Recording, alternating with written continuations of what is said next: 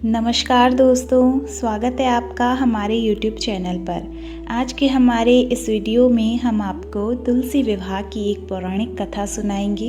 ये कथा तुलसी विवाह के दिन अवश्य सुननी चाहिए। जो लोग अपने घर में तुलसी माता का विवाह कराते हैं, उनके घर में कभी कोई कमी नहीं रहती, हमेशा सुख, शांति और समृद्धि का वास रहता है।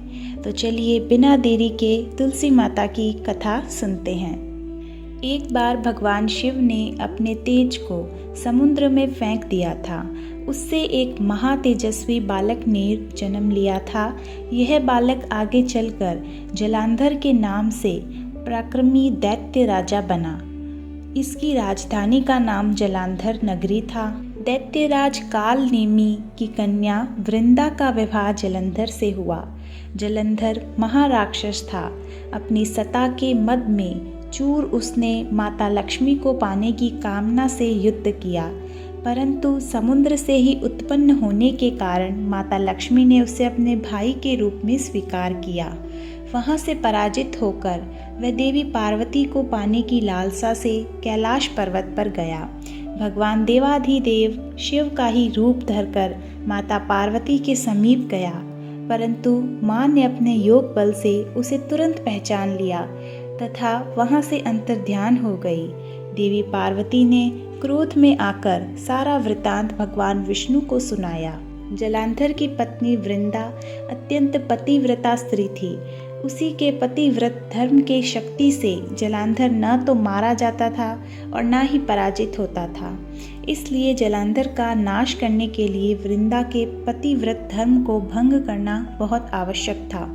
इसी कारण से भगवान विष्णु ऋषि का वेश धारण कर वन में जा पहुँचे, जहाँ वृंदा अकेली भ्रमण कर रही थी।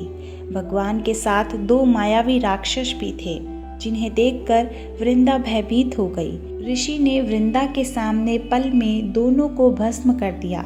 उनकी शक्ति को देखकर वृंदा ने कैलाश पर्वत पर महादेव के साथ युद्ध कर रहे अपने पति जलांधर के बारे में पूछा। ऋषि ने अपनी माया जाल से दो वानर प्रकट किए। एक वानर के हाथ में जलांधर का सिर था तथा दूसरे के हाथ में धड़। अपने पति की यह दशा देखकर वृंदा मूर्छित होकर गिर पड़ी।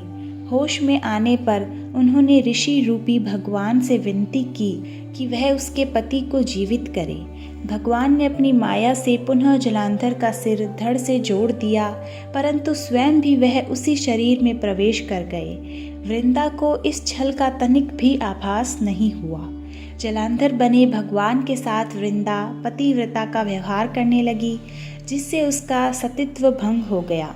ऐसा होते ही वृंदा का पति जलांधर युद्ध में हार गया। इस सारी लीला का जब वृंदा को पता चला तो उसने क्रोध में आकर भगवान विष्णु को हृदयहीन शिला होने का श्राप दे दिया। अपने भक्त के श्राप को भगवान विष्णु ने स्वीकार किया और शालिग्राम पत्थर बन गए। सृष्टि के पालनकर्ता के पत्थर बन जाने से ब्रह्मांड में असंतुलन की स्थिति हो गई। यह देखकर सभी देवी देवताओं ने वृंदा से प्रार्थना की कि वह भगवान विष्णु को श्राप मुक्त कर दे। वृंदा ने भगवान विष्णु को श्राप मुक्त कर स्वयं आत्मदाह कर लिया। जहाँ वृंदा भस्म हुई, वहाँ तुलसी का पौधा उगा।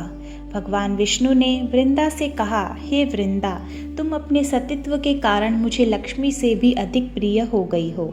अब तुम लक्ष्मी के रूप में सदा मेरे साथ रहोगी।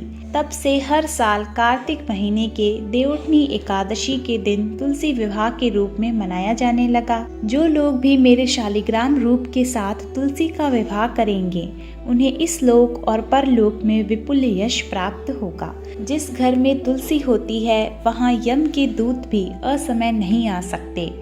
मृत्यु के समय जिसके प्राण मंजीरी रहित तुलसी और गंगा जल मुख में रखकर निकल जाते हैं, वह पापों से मुक्त होकर वैकुंठ धाम को प्राप्त होते हैं। जो मनुष्य तुलसी व आंवलों की छाया में अपने पितरों का श्राद्ध करते हैं, उनके पितृ को मोक्ष की प्राप्ति होती है। तो ये थी तुलसी माता की कथा और उनकी महिमा। अगर आपको ये वीडियो अच्छा लगा हो तो इसे ज़्यादा से ज़्यादा शेयर कीजिए, लाइक कीजिए और हमें कमेंट करके ज़रूर बताइए। धन्यवाद।